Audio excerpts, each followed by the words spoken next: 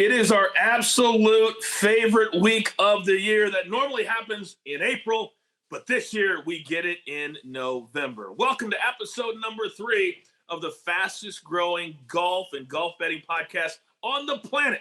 Cash Out with the Coaches. I'm your host, the coach, and my partner, the golf guru, coach extraordinaire, Mr. Travis Fulton. Travis, how are you this week? Coach, what's up, buddy? I am fired up. There's a tropical storm out here in the Gulf, right? Just a little bit southwest of me, and it's going to come up, and that's going to bring some rain showers to Florida and up to Augusta. So we've got some weather to deal with, but you know what? I don't care. There's a green jacket that's going to be handed out on Sunday, and I'm ready. I see you've got your green hat on. I know. I have two of my favorite possessions are my Masters hat and my Masters polo. And as you know, and many people at home don't know this, that I guess before this year, because of COVID, you could only buy authentic Masters stuff at the Masters. So if you see it online, it's either being resold or it's a fake. Ooh. This is real stuff, Trav. I got this from Augusta National. Looks good. How cool is this? It looks good. Thank you. Now, before we look forward, unfortunately for me, we've got to look back for a quick second. In our little competition here on the show, for the second week in a row, you beat me. Kudos to Carlos Ortiz getting his first PGA Tour win, a very popular pick on the PGA Tour. He does not, though, Travis, get an invitation to the Masters this week. He will get one in April. But don't feel sorry for Carlos Ortiz. He has a full exemption through 2022-23 and that $1.26 million paycheck. I think Trav is going to ease his feelings just a little bit. Yeah, it's interesting, right? No Ortiz, who played well, held off some big names that played well on Sunday. Here comes Koepka. Here comes DJ. Here comes Matsuyama. And Henley just goes, or not, excuse me, not Henley. I wish it was Henley. Yeah, you had him to win last week. Yeah, that was my pick. It was Ortiz, excuse me, gets his first win. So he's not there. Victor Hovland's not there. And Daniel Berger's not there. So there's some names that you think that might be playing, but they're not. For people to say, well, wait a second, didn't Victor Hovland win last year? Yes, he did. But he won an event that did not carry a Masters invite with it because it was an opposite field event. That's right. So, got to answer that question. Now, in our competition, there are 7 points possible every single week unless you pick the winner, and then you get 10 for that. You beat me 3-2. Oh, that's right. I did. Okay. We had our locks of the week came in, which is good, and then you had one of your matchups. Now, I can't feel bad, Trav, when the two players that I picked against both finish in a tie for second. How is that possible? Well, it's because you're not doing enough handicapping that the talent and the skill set between the two players is big enough. My guys were top 15. I mean, I picked the right guys. Yeah, but maybe I didn't understand the question. Well, I'm just saying, normally when you pick two players that finish in the top 15, the guys you pick against don't both finish in a tie for second when you only pick two matchups. Well, I get that. That's what I'm saying. So you have to look deeper and pick for the more lopsided picks like I do. That's where I get rewarded the points because I'm picking the guy that clearly is the better player. Wow. See, I don't like to lay a lot of juice. And in the gambling world, that means when the odds are a little bit higher, like you like to do, I like to give people picks that they're not going to lose their shirt if they lose those picks. Okay. So, do I feel? I feel like I'm being a little bit defensive because I lost. just a little bit. It's Augusta week. You've got your Masters shirt on. All right. We're off to such a great start. I'm going to change. I'm going to change my attitude. And let's now look forward to the Masters coming up in just a couple of minutes. We've got Len Mattiace, who's going to be the guest this week on the show. Yes. He finished in second place here at the Masters in 2003, losing in a one-hole playoff to Mike Weir. Can't wait to talk to him about Masters Week, what it's like playing in the Masters, and what players he's looking forward to watching this week. Now, as we prepare for the Masters, it's different in November. You're the expert. You're the guy that's been there. You've coached these players. You understand this golf course. What are you expecting this week, and what are you hearing about how the course might be playing? Well, I don't think anybody knows, right? I mean, this is uncharted territory. You know, being there in November, we're used to being there in April. I think as far as the temperature, when you look at the forecast, it's going to be pretty close. I mean, there's warm conditions with this tropical air being pushed up. But I think, given that, obviously there's going to be some rain, and I think they're going to get quite a bit of rain here on Tuesday night. There's a lot of rain into the forecast. So when you have this amount of rain coming into Augusta National, where you think about it in the spring, right? You think about a little drier conditions. Now there's been rain, of course, in April as well, but Augusta to me is playing firm and fast, right? The slick greens. There's a little electricity to the golf course, a little bounce to the course. I don't think we're going to get that this week with the rain in the forecast. They have the sub-air system. They can pump some of that out, but I think there's going to be a decent amount. So I think we're going to be looking at a very long golf course. Mm-hmm. It's going to be wet, and it's going to play long, and that's going to favor the long hitter. There's no question about it. Guys that can carry it through the air are going to have a huge advantage. You think about Bryson, you think about DJ, you think about Rory, you think about Bubba. We're going to get to some of these names in the show, but it's just not the carry. It's how the fairways play wider too. So as the ball goes offline and it hits, it's not going to bounce offline as much, right? So the fairways play wider. Big advantage to the long ball hitter. I'll be interesting to see around the greens.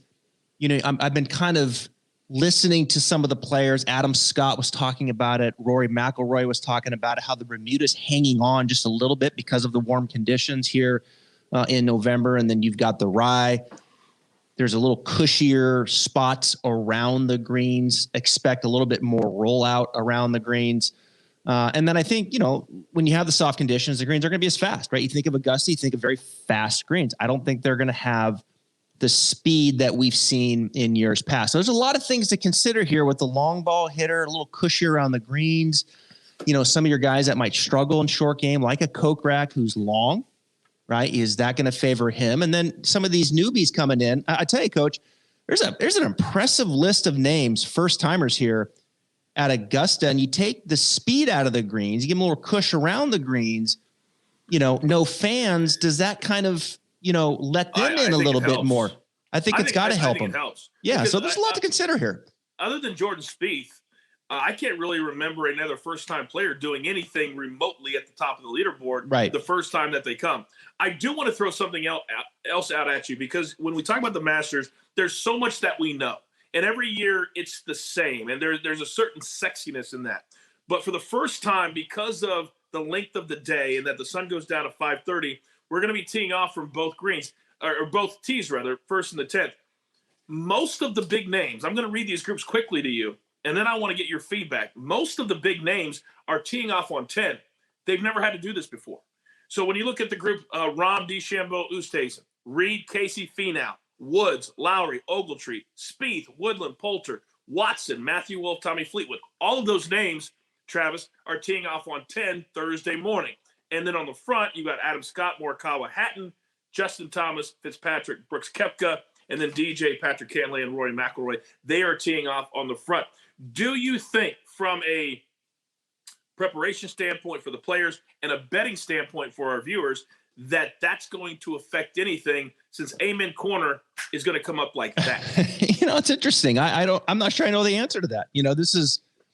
We've never seen this. It's uncharted territory as far as how this is going to affect the player. I think it's going to be very different for those guys. Of course, we know they're going off 10 Thursday morning, so they're going to be hitting Amen Corner later Friday afternoon, right, with the telecast. So, 10, you can kind of kick it there for a par, right? 11 is a very difficult hole, except if you're Bryson DeChambeau and you're hitting 9-iron into it. Then you got the short par 3, 12, and then you've got the birdie hole 13, birdie hole 15. So, can you kind of get it going early, right? A couple birdies in there, 2, 3 under, make the turn, and then hit the front.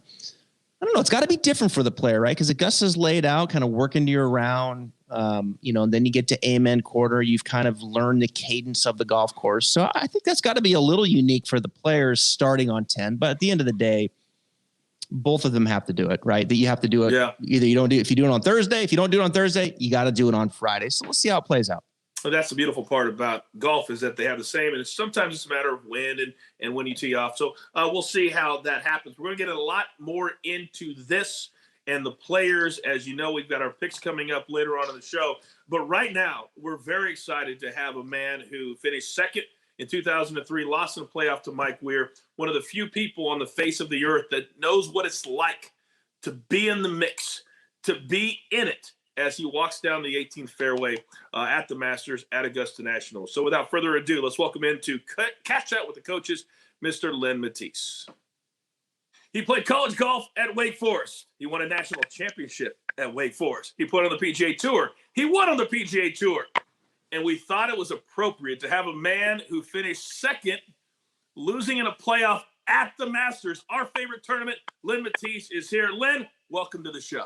Thank you very much. Good to be with you guys. Well, we got to jump right in because so many people out there dream, including myself, about playing in the Masters, and we will never know what that's like. What is it like to play in the Masters? It is an incredible week. And like you guys, I always dreamed about it, you know, like as a junior golfer, college golfer, I always wanted to play in the Masters because when I think of the Masters, I think when people think of all the majors, I think the Masters is the most intimate because it's the same golf course. So we get to know it, you know, we get to know all the ins and outs. We get to know like how hard that first tee shot is. And then that picture going down number 10, that dogleg left. It's so recognizable that everybody viewing that tournament feels like I know this place. It's intimate and it's very remembering year to year in and year out. You know, how does everybody going to play number 13, that dogleg left par 5? So it was always a dream of mine to play. And actually, my first year playing at Augusta was in college as an amateur, coming off the Walker Cup team, and we got to play. You know, I got to play. That was my first time as a junior at Wake Forest. Lenny, why is Augusta National a course where it seems like experience matters more there than, say, some of the other big venues, right? You hear people, you know, young players going in there and seeking advice from the veterans. What are the shots? What can you share with us that you have to play Augusta National, and here are a couple things that you just have to figure out through experience? I think it's a combination of the shots, not only the tee shots, but the iron shots, and then on the greens. The greens are so crazy, you know, like everybody talks about maybe Oakmont greens, Wingfoot greens. They're so crazy that I think Augusta is even a step up with all the undulations, how severe they are. And then the breaks that always go towards Rays Creek. So you might have a putt that you absolutely think is straight, but you know that creek is down there on that bottom part of the hill, and it will break to that creek down near 13. The shots, though, are very challenging. Like, we don't usually see slopes and fairways like we do at Augusta. So, for example, the first hole is a very severe uphill slope to a very tiny green shooting uphill. You can probably only see the top of the flagstick. So that the first hole is, you know, like you don't really see that, let alone first hole, here we go. And then a hole like 13 where you've got your ball almost as high as your knees, hitting about roughly a 220-yard shot, wow, whatever it is, give or take, into a green that's really tight with the creek. So you better know what you're doing with, you know, with a very severe. Then you go to 14 and the ball's below your feet to a green that's probably the most crazy green in the world, hole number 14. Wow. You got a lot of stuff going on, you know, like 18, you're going to have a pretty long second shot. Probably not Bryson DeChambeau, but you're going to have pretty long, and it's a very severe, again, uphill slope. Number 10 is a downhill slope. So you got a lot of stuff going on there that if you don't prepare right, you're going to get beat up. You know, well, speaking of Bryson DeChambeau, Lenny, he played today. All right. And there was a tweet out, I think it was from Sandy Lyle, who you know well. And he listed what Bryson was hitting into these greens. So I'm going to share a few with you. Okay. And I want you to just think about some of these clubs that I'm going to throw at you here. And then I want you just to react and give me what you think is the most impressive. This is crazy. This is crazy. All right. So you said number one, right? Uphill, right? You said number one, Bryson hit sand wedge today. Okay. Number two, dog leg left, right over the bunker, down the hill, hit 8-iron, second shot. Well, number one's normally like a 7-iron. Okay. Yeah. And he hit sand wedge. So on number 3, he flew the green with a 3-wood. he hit pitching wedge on 10. This is silly. 13, he hit 3-wood 7-iron. And then on 15, he hit 9-iron. So there you have it. You know, Bryson DeChambeau. What do you think, Lenny? You hear these numbers, you see how far he's hitting it. I mean, what comes to your mind? Well, listen, he's obviously the favorite. I mean, he just won the U.S. Open on what you would think a golf course he has no business winning on at Wingfoot. So now he comes to Augusta. That's a little bit wider, longer, and the weather's going to be wet. It was pouring rain. I just saw on TV. It's going to be real wet, and that goes right up his alley. Now he's hitting it anywhere from 40 to 80 yards by everybody, hole after hole after hole. So, you know, he's coming off a win at at a U.S. Open. So he's definitely, you know, top 3, if not the favorite. We're joined by Len Mattiace, who finished the second back in 2003 here on Cash Out with the Coaches at the Masters. Now, coming in every year, there's so many different storylines. This year's different because we're playing in November, but every year that Rory McIlroy, Len, comes to the Masters, the storyline comes up. Can he finally get it done? Why do you think a guy with so much talent like Rory, that's won majors and so many golf tournaments, can't figure out a way to win at this golf course? Well, not everybody can win every year, you know, and it's you know, you may not be playing well one year, you may lose it one year, you may be close one year, and it's hard to win. So, but I've got him like top 5 this week. I mean, he's got as good a chance as anybody else other than DeChambeau. If I picked DeChambeau was clear ahead because of the extreme distance like that first hole, he might have like 60 yards to the green where everybody's hitting a 7-iron kind of give or take. That's crazy stuff. And I mean, it's going to be accentuated with how wet the fairways are. So I don't know. I think Rory had a good first half of the year, you know, before before the virus thing. And then now, you know, only 1 or 2 top 10s his last 6 or 7 events. So, but he's got as good a chance as like Tiger, as like John Rahm, as Dustin Johnson. But again, DeChambeau's out in front, literally. I think it's going to be funny, guys, when you talk about one and how crazy it is when people have never been there, that hill goes up like this right by the bunker on the right-hand side, and most balls hit there and then kind of go forward. They may stick there. He's going to fly that right, and be able to roll up where it's flat. That's a huge advantage on that first hole. Huge advantage. Yeah. I mean, you know, hey, anytime you can fly the ball, 360, 380, you have a huge advantage. And I mean, those lines, like number 2, you're talking about number 2, maybe him hitting a 9-iron in where people are going to be maybe hitting a 3-wood in. I mean, 72 holes worth of that. He definitely has the advantage. So, wow. Well, you know, and then, you know, like the putting is a huge part, you know, and I mean, you know, he won at Wingfoot. So, you know, I mean, Wingfoot's greens are really tough and Augusta's greens are extremely hard. So, you know, even a guy like I just looked real quick, Justin Thomas, right? He's ranked 3rd in the world, but his putting history at Augusta is not good. Like, not good. So, you know, it'd be hard to put him in that top 5, you know, because of his putting history. I agree. Well, we've talked about everybody else, but you have such a storied Masters history, and you said it was your dream. I want you to tell all of our listeners and all of our viewers, when you think back to your favorite Masters memory, what is it for you? Of any Masters in general? Like for you. Oh, for me. Yes. Well, I think Jack winning, you know, shooting 30 on that back 9 to win, 35-30 to win, making that par on 18 to cap it off, beating like Seve, Tom Kite, Greg Norman. That's pretty special. You know, that was I got to know Fuzzy when I was a junior golfer. I got to know Fuzzy Zoller, And when he won at Augusta in 1979, that was cool because he was kind of a, up and coming pro, kind of somewhat new on the tour. That was his first Masters, and he won it. So he beat, Seve and Watson and what was that? Ed Snead, I think. Those guys like that. So that was exciting. I'd say those two those two really stand out for me.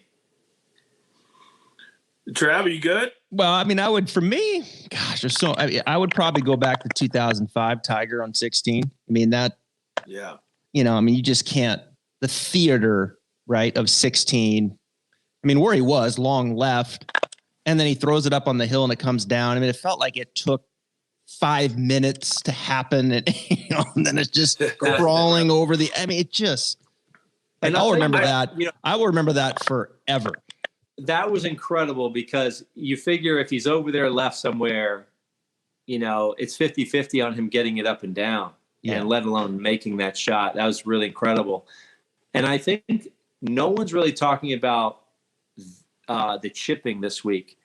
With the tournament being in November, they had to overseed, right? And then Bermuda's still in there. The lies around the greens are going to be really tight. They're going to be like the soft underground. They're going to be tight, not like in April. So you're going to see like a shot like that. You're going to see probably some funny chips with maybe some heavies, maybe guys like roll it up instead of, trying to spin it up, because when that ball is really sitting down, it's going to be tough to catch it. And being real tight, it's going to be, I think it's going to be tricky for the guys. So watch out for the chipping aspect, because not everybody's going to hit every green. There's going to be a lot of chipping around. All right. Well, this is a sports gambling, golf gambling podcast. So you got to tell us, I want to end this interview with two things. Tell our viewers what type of player they should look at, because we really promote matchup betting here, head to head, but also who do you got winning this whole thing? DeChambeau's right at the top. I mean, I looked at the names today, I thought I'd be asked that question. And DeChambeau's right there. I think Xander Schauffele's right there. And Dustin Johnson, I would say, those are the guys that really, that I would pick. All right. Very good. Well, this man knows. He went right to the brink back in 2003. Len Mattiace, thank you for taking the time, and enjoy the Masters this year. Thanks, Lenny. Oh, so cool to have Len Mattiace on the show this week. And I can't even imagine, Travis, what it would be like to play 18 with a chance to win what to me is the greatest golf tournament in the world. Can you imagine that? I can't imagine it. And I can remember watching that, knowing Len, he lives here in the Ponte Vedra area. And he was on such an incredible run, just playing terrific golf. He shot 65, I believe, on Sunday to get into the playoff with Mike Weir. And then, just pulled that shot on 10, got behind the tree, and ended up losing in a playoff. It was tough to watch, but he's such a great guy. And I can just tell you real quick with Len, he does so much work in this area for foundations and charity. And no player does more. I mean, this guy is plugged in to kids, to kids with disabilities. I mean, it's amazing what he does with his work and his foundations. He's one of the best guys that I've ever met, for sure. Awesome. Well, I just love that interview. You just used a couple of words that I'm now going to dial into, and that is dialed in, locked in, ready to go. Yeah. I'm ready to go with my picks right now. So here we go. So here's how we do it. For folks at home that want to play along, we have 6 different picks. The lock of the week is worth 2 points, and if we happen to pick a winner, it's worth 10 points, and we have a whole lot of bragging rights for a long time if that ever happens. So let's start with the matchup picks. Travis, who do you got first? Well, number one, been pretty good here so far, right? We're batting, 3 for 4 in our tournament matchup. Just a reminder, Coach. Let's go with Phil Mickelson plus 125 over Cameron Champ. This experience word comes up so much, right? And I had to ask Len that. Experience at the Masters. There's horses for courses, no doubt about it. There are certain players that are comfortable, very comfortable, at ease, peace with Augusta National. Phil Mickelson is certainly one of them. We know he's won 3 times. We also know that he has been showing zero form coming into this tournament and has not been competing with these young guys. Doing okay on PGA Tour Champions. But, 76 at the Zozo is not exactly the form that you're looking for coming into it. And I've got him going over Cameron Champ, who was 8th at the Zozo, but has no experience here. Kind of a low ball flight hitter. I don't like that necessarily here at Augusta. You think about kind of the higher ball flights that do very well here, as Phil can throw it up, as we've seen Tiger be able to throw it up in the air as well. So, you look at Phil, it's just, he's so up and down right now. I just get the feeling with Phil when I watch him coach, he's playing on house money and he's just trying stuff, because he can. But he comes to Augusta and I feel like it's a different story. The focus is going to be there. He was T18 here last year as a 49-year-old. He was T2 all the way back in 2015. He's won here 3 times. He knows all the nicks and crannies. Experience is the underlining theme of this bet. Phil over Cameron Champ at plus 125. I feel like the longer you talk, the more you're going to talk yourself out of this. You've been sitting around all day going, wait a second, am I really going to pick Phil Mickelson over Cameron Champ? By the way, guess where Cameron Champ also wasn't familiar with this year? Harding Park. Was he not familiar with Harding Park? But yet he was right there up until the end. But I knew my man Travis was going to try to figure out a way to get Phil into the mix. So here's what I did. Here's my first matchup pick, Mr. Travis Fulton. I'm going to go with another one. And we get all of our lines that people are wondering from most of the, whether it's on American soil or offshore, you can get these lines. But we go to MYBOOKIE.AG, legal website. I got Tiger Woods, minus 125. Over your boy Phil. Because I would like nothing more than to win one of my matchups beating Phil and you lose one of your matchups using Phil. So for that reason, because I don't think Tiger's going to play that well this week, but I do think he's going to beat Phil. And that's all I care about. See, I'm already in your head. You can't gamble like this. You can't play golf like this. You have to play the golf course, Coach. You have to play with no emotion. My middle name's emotion. You bring it out of me. That's your first bet. Tiger Woods. Who's your second? Gosh, you are throwing darts at the board and hoping. And that's what I'm trying to help you with earlier. Like you take Tiger over Phil. Like yes. Both these guys showing no form. So they're both going to come in and finish, probably T40 because they take top 50 in ties and making the cut. And Champ's going to miss the cut. And Phil's going to you just slid Tiger. That in there. All right. Pick number 2. Okay. Pay attention. All right. Tony Finau, minus 135 over Colin Morikawa. Let me go to my Go to my model here for a second.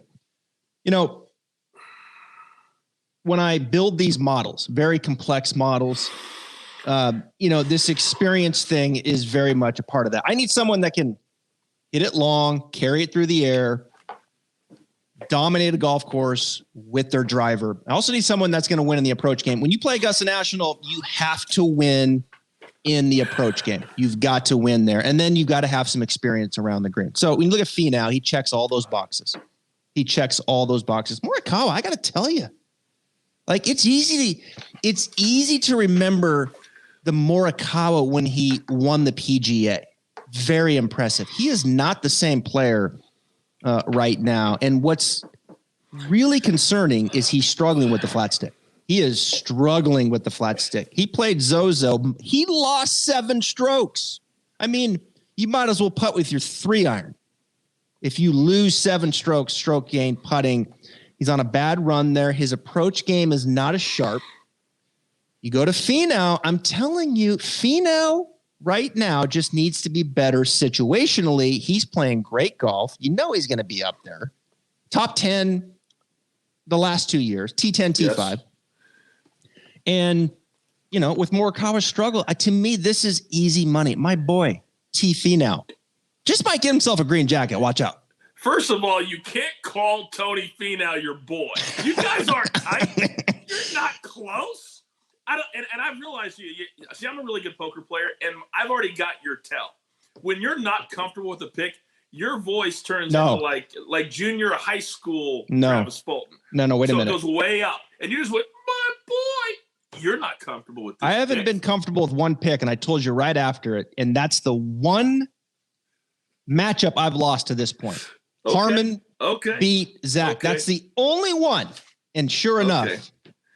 I still think Tony Finau has done the most remarkable thing I've ever seen an athlete do, and that is completely dislocate his ankle during the par 3 tournament. And then he finished top 10. I could not believe, I still can't believe when I watch it to this day that it happened, that he didn't go to the hospital, he didn't have surgery, and he played that week. It's a crazy, if people have never seen it, Google it. It's the ugliest thing you've ever seen, and he played. It is. He played. It was remarkable. Right. So I did a lot of research here for individual players. I wrote it all down, and with all these names, because I'm tired of losing matchup bets after last week. It really got underneath my skin. So I'm going to go with my second tournament pick. I'm going to go with a former Masters champion, Adam Scott. He's minus 140 over a guy who, these are his last 5 starts. I'm channeling my inner Travis Fulton, throwing these numbers out at you. 57. About time. In the United States, by the way. 57th, 59th, miscut, 44th, 59th. If Adam Scott can't beat 44th when the top 50 in ties, and by the way, this year, no more 10-shot rule. So you're not going to sneak in if somebody's at 5 under, if you're 5 over. You're toast. It's a 50 guy. They're playing the weekend. So I'm going to go Adam Scott over Tommy Fleetwood for my second tournament pick. Period. Take it to the window. That's a good. Right. That's a good bet. That's a good bet. I don't know what's going on with Fleetwood. What happened? Like he forgot how to. He forgot how to hit the golf ball. He took too long off at COVID, and then he hung out in the Hamptons in his highfalutin, hoity-toity lifestyle, and he lost his edge. He lost his edge. Okay, that's a good pick. Right. I like that, Coach. I like that. Thank you. All right, top 20. Who do you got, Trav? All right, let's go to my top 20, and I am going with the lefty here, 2-time champion Bubba Watson. Now, it's been a while since Bubba has won a green jacket, but he's won 2 of them. Right. Yes. And you can see my theme here a little bit, right? This experience thing. Okay. And, Bubba is such a fascinating character, right? To watch him play golf. I mean, no one really plays golf like Bubba and curves it as much as he does. And there's certain courses, Bubba is confident at every time that he tees it up. What's the biggest thing with Bubba for me, though, as I take a closer look here into his stats and into his recent play, 7th at CJ Cup, 4th at Zozo. He's playing well. And then I go even a little deeper beyond that into his strokes gained. Let me tell you something right now. Bubba Watson is hitting the golf ball, not only long, we know that, but his approach game is through the roof. I mean, his iron game right now could be as good as it's ever been. He is striking his golf ball. Long, approach game check. He loves these greens. I'll tell you this, my only concern with Bubba, the way he putts, he's a little bit of a defensive putter, kind of like, it's almost like a little decel, and he kind of dives it into the cup. I think the slower greens will hurt him a little bit if it slows down a lot. Because he, the lightning in the greens, I think it just kind of fits his stroke and kind of just filtering it in. But man, he is hitting the ball, Coach. I really, really like this pitch. Let me go lower so I can, that I'm confident in this pick and not higher, according to you, when I'm unconfident. That's very sexy. It's very sexy. It really is. I actually like this pick. He's played very, very well. And I'll never forget the first time I walked on the grounds of Augusta National, one of the things I wanted to see was the exact spot where Bubba made that incredible shot on 10 in the playoff against Louis and when you go down there and you stand there, you almost can't even believe that a shot was hit from that spot and it finished anywhere near the green. I mean, it's such an unbelievable thing to see in person. I'll never forget it. So I do actually like that pick, and I hate giving you props. So you already pointed out this name, and you kind of drifted over it, but I know you. You don't just throw names out all willy-nilly. You have a purpose, and you knew deep down in your gut, deep down in places you don't like to talk about at parties, Travis Fulton, that Jason Kokrak was going to show up on my board at plus 220, top 20 pick. This guy's playing well. He is finishing top 20, top 30. It seems like every single week. He finally got off the schneid recently. I think he's had enough time to kind of stop celebrating.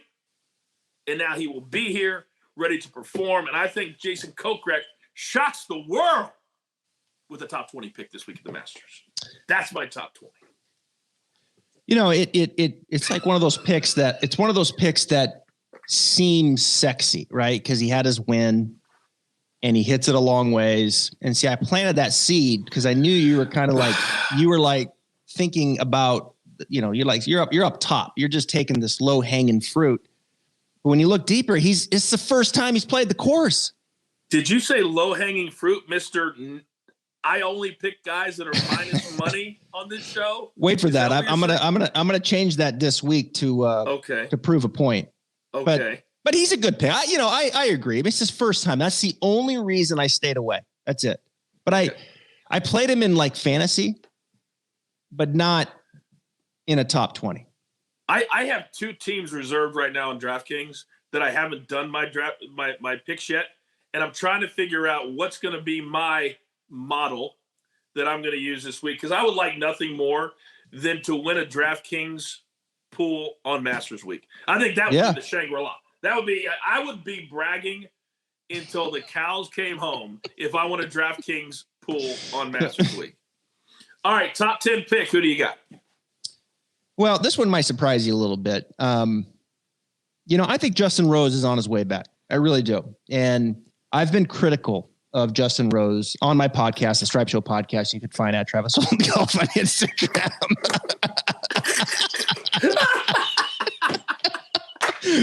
I've been critical. And I've been critical for the right reasons. I have no idea what he's doing. I mean, like, he's the number one player in the world. He switches equipment, comes back from COVID, says, hey, Foley's longtime coach, I'm good. Down in the Bahamas hitting balls, I've got it figured out. Okay. Guy disappears. Like, he's disappeared. Like, where'd Justin Rose go? Back to his equipment, back with Foley. Like, just settle in. He took a check. Let's be I know. He took a check. And that's why he's going back now. This is a world-class player, right? I mean, Justin Rose is a world-class player. And I mean, coach, let me just put this at you, right? Let's take the name off of it. Take the checks out. Just no names. Okay. Okay. This guy is the number one player in the world. Okay. And you know what he did, coach? You know what he did? He switched equipment. To a company I never heard of, to be honest. He switched equipment. Never heard of him. He switched equipment. He's the number one player. All right, stop. That's silly. That's dumb. Like, I don't care. Like, that's dumb. Right. And then he, after COVID, he goes on his own. I understand that. Okay. But like, he just, Justin is a technical guy, and Foley can speak technicalities. And so they're good for each other, right? They can have those conversations, and Sean has done a really good job with Justin over the years, obviously. So I was happy to see that back 17th at Zozo. I think he's kind of moving himself back in the right direction. I like that. I think Justin Rose is on his way back. I might be a little premature here. Might be reaching a little at, what is the odds here? 40, what is it? 400 plus 400? Yeah, plus 400. Yeah, plus 400. But, hey, why not? Have a good putting week. Okay. I think he's putting well there. I think he's figured some things out putting. Give me a top 10, Jay Rose. By the way, I recently we had Sean Foley on PGA Tour Live, and I realized that you better have a lot of runway and airtime if you're going to ask Sean Foley a question, because that dude can talk. and talk. Oh my God. He never shuts up. He literally never shuts up. It is what it is. I enjoyed it. It was fascinating. I didn't know what the hell he was talking about. It was fun. It was fun. Okay. Here's my top 10 pick.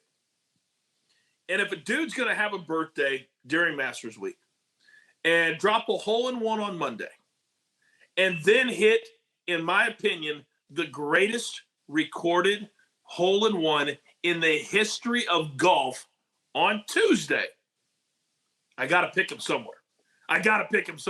This is his week.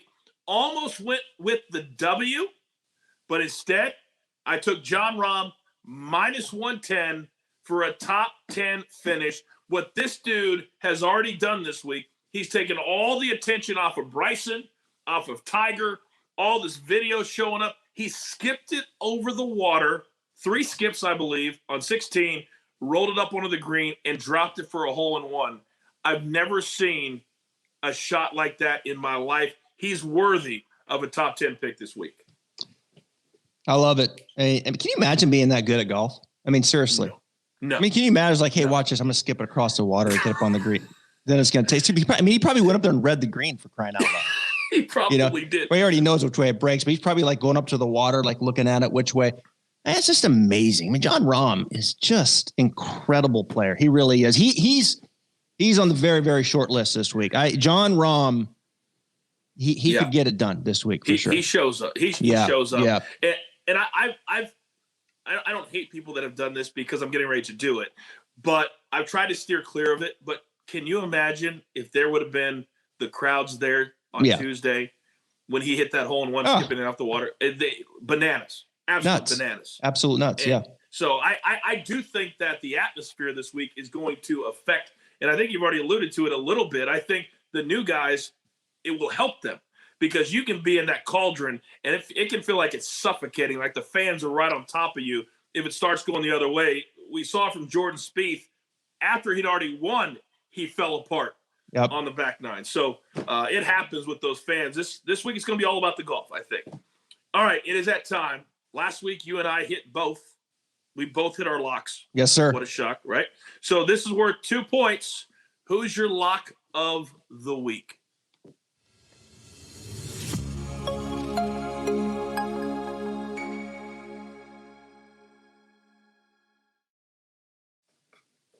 I love it. Yep. All right. Well, let's go with 3 for 3. I never thought there was somebody that could talk trash better than me, and you might do it. Xander Schauffele is going to be inside the top 20. And I know we're going to probably change this up a little bit as the show grows because we're going to get people involved, but you got to go Xander here. I mean, it's interesting, Coach. You listen to the players talk about other players, right? And I think there's a lot of them that I get the feeling, and through my resources, that they think Xander Schauffele is the best player on the PGA Tour. A lot of players think that. And he certainly win. Like he has the best game. Like the most solid driver through the putter. Not all of them, but a lot of them. Like I just get that sense in the feel of the way they talk about him and through some of the announcers and what they've heard and through my resources, like the X-Man gets tons of respect, as he should. He's a very solid player, but he's never won a major championship. Mm-hmm. He likes this place. He likes this place. He likes when you have that game, you like most places because he doesn't have any weaknesses. He's kind of sneaky long. He can hit all the shots into the greens. He's a good short game player. But I think above that, man, I'll tell you what, this dude is on a heater with the flat stick. Let me tell you something. I mean, he is beating some people up with the flat stick. Zozo cooled off a little bit, but let me give you the 3 before that. Okay. CJ Cup, positive 6.7. US Open, positive 6.1. Tour Championship, positive 7.1. I mean, goodness gracious, he's putting to the ocean, Coach. I mean, this guy, man, he can get it going. Gosh, X has got to get one soon. A major. He's that kind of player. Top 20 seems like a lock, doesn't it? I think top 10 would have seemed like a lock, to be honest with you. This dude has a magical way of his name just showing up on Sunday. Always. When it's a major, always. And this is a course that he has shown in recent years that he absolutely can dominate. And to be honest, he should have won already. He had the tournament in his hands, and he gave it away. So I love him, his aw shucks type of mentality. I've been kind of hanging on my lock of the week the last few weeks. I think I picked him twice already, but he's my new favorite player on the PGA Tour. He is your boy. I'm going to lock him in again. And Tyrell Hatton, who recently won on the European Tour, came over here. I think fatigue got him because of the travel and playing 3 weeks in a row. I think he's going to be healthy this week. I thought he played pretty well last week at times. But I think coming to Augusta, where his game is, the fact that there won't be fans, we'll get to hear him. And he's the greatest soundbite in tournament on the PGA Tour. And I'm going to say Tyrell Hatton, lock it in, -110, top 20 pick. Boom. Boom. It might want to, that's more like unlock the pick. That's probably true. That's probably true. All right. The time has come. We can put all of our notes away, all of our preparation away, because it all comes down to this. Can you pick the winner at the Masters? Travis Fulton, the floor is yours. I'm a little irritated by when I saw the odds come out. DJ was like number 5 as far as favorites to win. I mean, there's Bryson. Yeah, we get it. There's JT, there's Rahm, there's Rory. Rory's an interesting player this week. I mean, he really is. Had his baby November at peace. Can he go out and do it? But number 5 is DJ. Give me a break. DJ's the number 1 player in the world. I mean, I know he got COVID. He took a couple weeks off, but did you see how he was playing? Are we this in society? Like we just forget? Like DJ is the best player in the game. He's figured out how to play Augusta. He was T2 there last year. He's only got 3 wins since June, for crying out loud, on the PGA Tour. He's been dominating. I mean, he's bombs it off the tee. He's great in the approach game. What just scares the daylights out of me with DJ is he might show up with 4 days and 4 different putters at Augusta National because no one changes his putter more than DJ. But you look at him statistically, he's been in the positive 6 in his last 6 tournaments in putting. He's figured some stuff out there.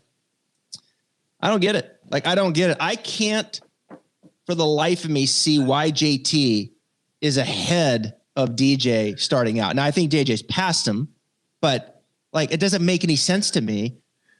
Dustin Johnson's the number 1 player in the world. He is going to win the green jacket.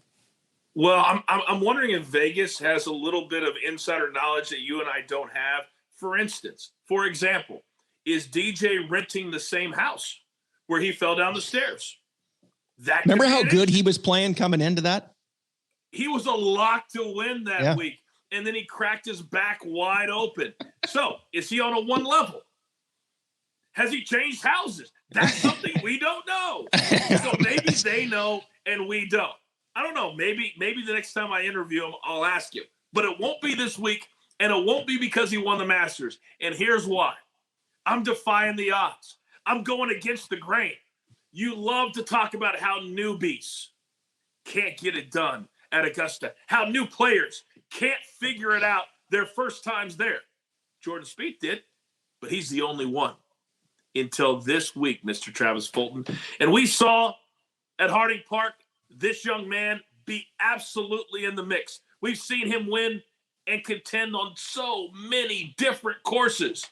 And this week, and I bet on him 2 months ago. You know the ticket I got at the time?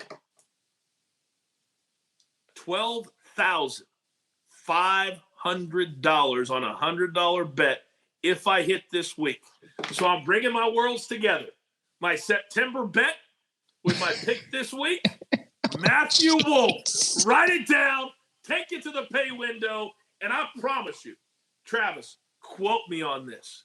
if Matthew Wolff wins this week and I pocket 12 large, you will never want to do this show with me again. Man. You know, what do you think of that pick? I mean, gosh, if there's ever a year, it's been, 50 years since a first-time winner. I mean, if there's ever a year, this is it, 2020. I mean, Brian Gay won, that missed 9 of 10 cuts, comes in, wins a couple weeks ago. We saw Stuart Sink win at 47. I mean, it's a weird deal going on right now, right? And I wouldn't be surprised. I mean, Wolf's got to get his driver going. The last 2 weeks, he's just been spraying it he's lost his driver. So he for him to win, he's got to be dominant with the driver because he's got some guys up there ahead of him that are going to be dominant. They're not all going to be missing it. So he's got to figure that out. But, hey, I picked him in fantasy. I'd never tell you that as kind of, on one of the cards. But gosh, to win? Give me a break. Come on. What are you doing? What are you doing? Right. What are you doing out there? What are you doing? Okay. What are you? That's okay. I like to shock the world. Drinking. I like to take chances. By the way, disappointing to say the least. And I've been very critical of certain athletes for getting COVID. And I don't want to hear, well, it wasn't my fault. Sergio Garcia, out, COVID. Joaquin Neiman, out, COVID. When you know, Travis, that these big tournaments are coming up, to me, there is no excuse for testing positive right before the Masters. There's none. None. Look at Trevor Lawrence. He just cost his football team $20 million. Baker Mayfield. There you go. Come on. But, hey, it's Sergio's problem. It's Joaquin's problem. It's not our problem. We're still going to be watching. Yep. We're still going to enjoy it. But for the former Masters champion, he should be playing this week. Yeah. He really should be. Yeah, he should. All right. That's going to do it. Your final thoughts as we now put down our picks and we just get to enjoy. What do you think? What are you looking forward to the most over the course of the 4 days at the very first November Masters? Man, it's going to be weird. No patrons. I mean, that's strange, right? Looking at 12. I mean, that's such a iconic scene. 20 people deep, coming into 11 green. I mean, Bryson is so polarizing to watch. It's going to be amazing to watch him. I think I think the rain coming in obviously is a story. Tiger, who knows, right? I didn't see him coming in and winning last year, so, he showed no form. Does he strike magic once again? I just, for some reason in my head, I just keep thinking like Phil's going to give it one more go, right? It's coming. Like he's 50. He's going to give it one more go. as long as he beats Champ and Tiger, I'm good. I'm starting to wonder if the reason Tiger picked steak, fajitas, sashimi, sushi, milkshakes is to try to make people sick before they get to Thursday. Yeah. I would say it's the worst dinner menu of all time, but he did this in 2006. So it's tied for the worst dinner menu of all time. It really is. You know what's crazy also real quick? Rory, he's going for the Grand Slam, career Grand Slam. Nobody's talking about it. Nobody's talking about it. I mean, can you be under the radar anymore going for the career Grand Slam? And I got to tell you, I watched his interview. He just, I feel like, Rory's really struggled post-COVID. I mean, he has. Mm-hmm. He talked about how he's worked on his swing more. He's had to work some things out. I think hopefully he's done that. If he can get the approach game going, he's going to win through the air off the tee. So it's the iron play for Rory that's struggled, but he still finishes, you look at it like T20, T25. So it's but it's always that Sunday backdoor top 25. That's what it is. Well, no, I'm just saying post-COVID throughout the season this year, he struggled. He gets the iron game going. And Rory's going to be a factor. I mean, he's going to be a factor. He's had his child. Maybe he's at peace. It's November. He's got a little runway. He's got 2 Masters in 6 months to do this. So it's like, I don't know. Does that kind of settle in and all of a sudden he just goes out and finds peace and off he goes? Well, the two years that I worked the Masters for ESPN, I remember it was the first years that he had a chance to complete the career Grand Slam. And in the practice rounds, he was out there playing by himself. Yeah. It's almost like that he was welcoming this pressure. And I think he needs to make it like a normal week for him and play with other guys, because he was very isolated from what I saw on those years. I don't know if he's still doing it that way, because now we're like, what, year 5, year 6 of him trying to accomplish this. Yeah. But I know back when he started, he was very, very isolated. So we'll see if that changes this week. I tell you what, man, I'm excited. I'm ready. We've got your picks for you. Don't forget, your other podcast is called what? Stripe Show Podcast. There you go. My other podcast, Follow the Action, drops on Wednesday night as well. So we got you covered from every single angle. Take it to the pay window. Thanks for hanging out with us. Thanks for the support early on. For Travis Fulton, I'm the coach. And remember, at the end of the day, there's only one thing to do. You cash out with the coaches. See ya.